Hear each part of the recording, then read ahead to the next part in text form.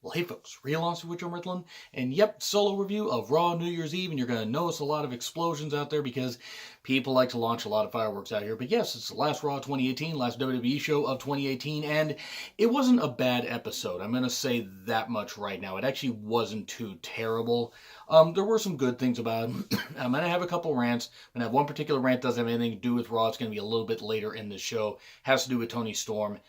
If you guys know anything about what's going on, well, you'll know what this rant's about. But I will say this much: the commentary was pretty damn bad. They need to stop having Graves and Renee argue. Graves, especially going at Renee about Dean and stuff like that, because it's like Graves is a jealous, bitter ex or something like that. Graves just must be upset because he can no longer wrestle, and Dean already has done more in this year than Graves did in his entire career in wrestling. So it must be there must be a little bit of bitterness, and everything on Graves' part. Graves is really reaching Jesse Ventura levels of annoying with me, and it's kind of getting frustrating. Now, I know Vince mass produces and overproduces the announcers, but it's getting very frustrating. They need to really change that stuff. But it's a new era. Let's see what happens. Drew McIntyre is already in the Royal Rumble, and that's great. That's what the announcer said right off the bat. We start with a steel cage match, starting off with the match. What a novel goddamn concept. Maybe they should do this bullshit more and not 20 goddamn minutes of talking. But Dolph and Drew did have actually a pretty good steel cage match. Of course, I believe Cole said one variation of the line. Drew was fired from WWE and made his impact elsewhere. Aha! See what you did there. Bad line, Cole. Bad line. You really should learn to deliver it a little better. But then again, Vince is yelling in his ear, and that would probably scare anybody.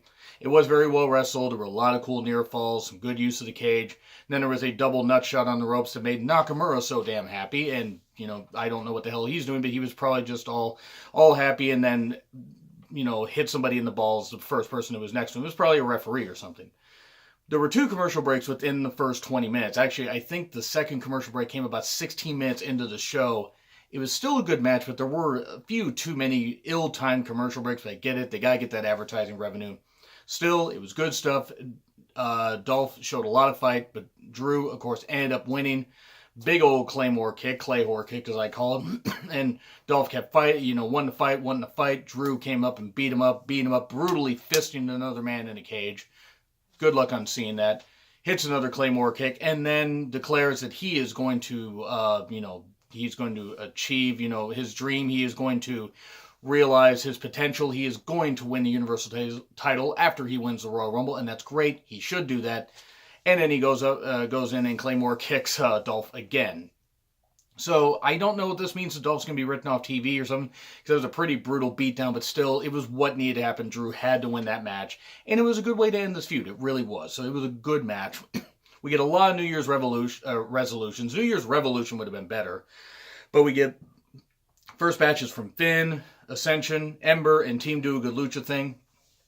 Ember, they really need to give Ember more promo time and need to not script people so damn much, because Ember seemed pretty robotic here, but so was everybody. And then we get Rollins, who wants an IC title match. He wants an IC title rematch against Ambrose, but no longer are there any automatic rematches, which is a good thing. It's actually a very good thing. It's almost New Japan-like, because New Japan doesn't always do automatic rematch clauses. You have to earn that. Triple H comes out and says, oh, no, you're not going to do that, and goes into their whole history. I molded you, I did this, I knew you would be this great star, and all this, and that's why I wanted to face you at WrestleMania 33, and you proved to me that you were the ruthless bastard, and you were this soulless man, or whatever. Rollins is not Chris Benoit. Stop that, Triple H. I know you faced Chris Benoit, and he beat you a couple times, but there's no way that Seth Rollins is Chris Benoit. Seth Rollins is alive and doesn't kill children like Chris Benoit did. But there was some good stuff here, some good promo work. Please do not have Triple H get back in the ring against Rollins. We don't need to see that again. Shane also comes out and says, well, hey, like Triple H said, you're going to have to face Bobby Lashley tonight, but you're not going to get your automatic rematch. You have to earn it. And maybe if you beat Bobby Lashley and you beat a couple others, we'll see what we can do. But it's going to be a fresh start battle royal or a flesh tart battle royal. I'm not really sure exactly what it was, but a whole bunch of guys in there. And I wrote down everybody I could, but whoever wins gets to face Dean Ambrose later in the night for an IC title match. And it was Balor, Baron Corbin, Titus O'Neil still wrestling, shockingly. Good. Keep Titus O'Neil around as a goodwill ambassador, by the way. Does a lot of good shit outside the ring for a lot of charities. He really does. I mean, I'm serious. Keep Titus around. Got the Lucha Hoos Party, which actually, if they were all Canadian, probably would have been a whole lot better. Because Canadians are really damn good wrestlers. And also, don't screw up by doing a good lucha thing. And then we have the Ascension, Apollo, B-Team.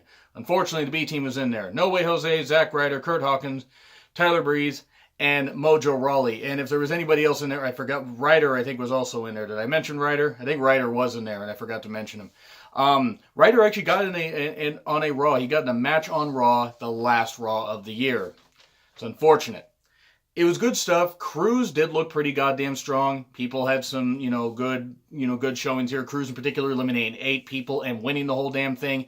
People were disappointed that Finn didn't win. I was happy because he was not Finn to win it. But I was glad that Apollo got the victory. And the reason I was glad Apollo got the victory, I knew that he would not beat Dean Ambrose later in the night. But he looked so damn dominant that if they can put their faith in him and realize, holy shit, we have this really good athlete that maybe we need a mouthpiece. Bring Ellering back up. He could be a good mouthpiece for Apollo if you ever turn Apollo heel. Because you can turn Apollo heel because, yes, his flashy moves could do that, but he could be a really, really good cocky heel.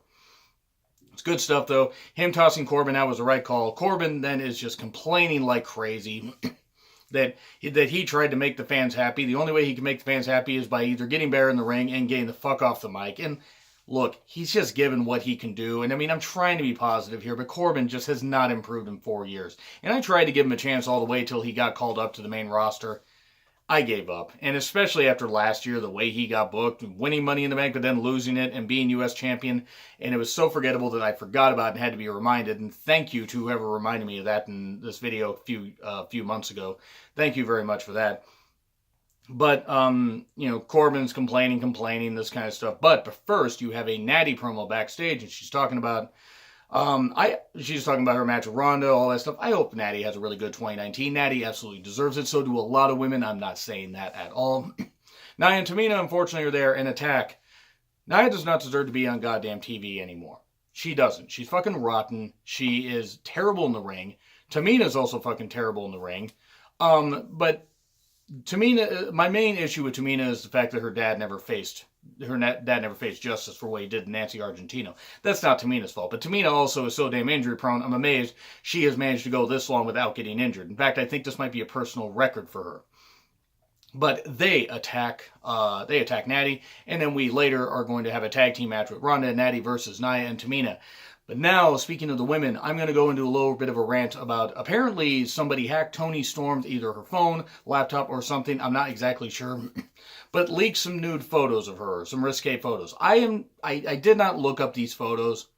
It's like the same thing with the Paige stuff, and that got leaked. It's like the same when Charlotte had leaks and this kind of stuff, and various other women, various women's wrestlers. Toni Storm is one of my favorites, so yes, I might be a little bit biased here, but whoever fucking did this needs to be caught, needs to be prosecuted to the full extent of the law, needs to have their mug plastered all over, and quite frankly, Toni should be allowed to go right into their face, and they should either have to apologize, or something, not that should lighten their sentence, but they should be forced to apologize. And whether it's a guy or a girl, we don't know. But whoever fucking did this, and whoever keeps doing this to all these women, that's fucking ridiculous. Now, yes, you could present the other side, and maybe you don't take these kind of risque photos, and I can totally see that, but at the same time, if it's on your phone, if it's on a device that you have, if it's personal stuff that you have, having your personal information hacked is ridiculous. That's why you don't take those kind of photos, and be careful who you send them to. But that's not victim blaming here. People are going to do that kind of... People are going to be real big assholes when it comes to this. And I feel bad for Toni. And to those that are seeking out these photos, please stop that. Toni is a beautiful woman, but 100% a really, really talented woman. I really hope that the person that does this is caught and prosecuted to the fullest extent of the law. Fuck that person and fuck whoever knows them and knew that they did this. They're just as complicit in this as that particular person. But seriously... Hopefully Toni can move past this. I really feel bad for her, and I feel bad for anybody that gets hacked like that. Then we get Corbin out there, and then Elias is talking. Elias still super over. Who wants to walk with Elias? I really hope Elias tastes championship gold, at least IC championship gold in 2019. He absolutely should. Then they end up brawling a bit. They brawl on the stage or on the ramp. Then they brawl all around and this kind of stuff. They have some fun. Well, Elias has more fun beating up Corbin and everything. And Elias ends up staying tall. That's cool. Okay, cool. I mean, because Corbin, I'm sorry, at this point needs to be beaten to powder because he's not really any good. He's just not. I mean, he's still wrestling in the dress clothes. Keir Johnson 97 pointed this out to me, and I do not understand why he is still wrestling in dress clothes. Very odd. And then we get more resolutions from AOP, hopefully less piss jokes. Riot Squad, please give them a win. Oh, about that. Ryder wants to be on more Raw matches, and No Way Jose. No Way Jose, by the way, was also in the Battle Royal, and I totally forgot to mention that. And I hate that because I love No Way Jose. But anyway. Ember, Bayley, and Sasha versus the Riot Squad. New era, and the Riot Squad lose again. They lose again. I get it. Not everybody can win all the damn time. But, apparently Sarah also ate a deer heart at her wedding. I mean, okay, cool. Cool, Sarah. You do you. Best of luck to her and Ro. Honestly, they seem perfect for each other. But the Riot Squad keep losing and losing and losing. And let's be perfectly fucking honest, it's fucking ridiculous. Somebody, Eddie Freaky Dude on Twitter, sent me this tweet from at WrestleYard. And it said, Sasha has faced the Riot Squad in some variation, teaming up or facing a member of the Riot Squad 17 times this year. There are 52 episodes of Raw a year. And she faced the Riot Squad in some form on 1/3 of the goddamn shows, basically. That's fucking ridiculous. Fucking rotten. And the Riot Squad should be used better. You could argue that Liv and Sarah need more time to grow and stuff like that. And Liv is getting better. Sarah is certainly a powerhouse, but maybe needs some more time. But Ruby should be used a whole lot better. And they just keep beating them and beating them and beating them. They're the job squad now at this point, and I fucking hate it. It's fucking ridiculous. Honestly, it's just fucking rotten. Like, it's as rotten as the damn person that, leaked those Tony Storm pics. And again, fuck that person. I hope that they're prosecuted to the full extent of the law and jailed for a good long time. It's what should happen to people who do things like that. Then we get a Braun and Brock hype package, but honestly, the Riot Squad deserves to be booked a whole lot better, and the fact that they aren't is pretty abysmal. And I get nothing against Ember. I get everything against Sasha and Bayley as far as them not capitalizing on the feud that they should have capitalized on, but whatever. We then have Seth Rollins out there, and then Lashley gets brought to the stage. And Leo is talking for him. Lashley can talk, by the way, and they don't want to let him talk because they want to script him like crazy. But Leo says at one point, you know what fighters do? They fight. That's what this fucking idiot is saying? Who the fuck is writing this shit? Vince, get the fuck off creative. You don't belong there anymore. You're a fucking idiot. You're not a genius. You're lucky. And by the way, myself and the Durbinator may actually do a deep dive into how Vince isn't necessarily a creative genius. He's lucky. We may do that at some point. That may come down the road. But anyway, Lashley versus Rollins, it was a good match. It was what it was. Leo kept getting in the way. Did get beat up a couple times, which is what should have happened. Lashley did look dominant. Rollins did look like good fighting from underneath. Eventually, he got annoyed with Leo's antics, and he got annoyed with Lashley. Rollins grabbed a chair, hit Lashley, so that caused a DQ, and then hit Leo a few times, then hit Lashley a few times, and just kept waffling them both with a chair. Of course, the black man being kept down in Detroit, because you knew Vince booked it that way. But then he just curb stomps Leo, and I don't know if Leo just sold it weird, but it looked like he landed badly. He should have not taken the curb stomp like that. I may not like Leo much at all. He annoys me. He's a fucking gnat. But don't take it where you're actually going to break your goddamn neck. And another NXT call-up vid. Okay. I wish nothing but the best for them. Heavy Machinery is going to be jobbed out again. Rhino and Slater versus Jinder and the Sings in a handicap match. And Jinder won. Okay. Jinder doesn't deserve... Jinder should not be featured in any kind of matches like this. I'm sorry. The guy's fucking rotten. He has not improved. You guys can think he's improved all you damn well want, but he hasn't. Former WWE champion. It took... AJ's title reign. It actually took till Daniel Bryan won the title for the WWE title to not have the stain of Jinder Mahal's name on it. I mean, that's just how bad it was. It was fucking bad. Whether he tried or not, it was bad. And people can say, oh, well, they tried something new. They did this. And look, you guys can have that opinion if you want. But the whole point is, we want something new with somebody good. And Jinder was not good. And if you think he was good, fine. I just don't see it. And then we get, we get a Dean promo.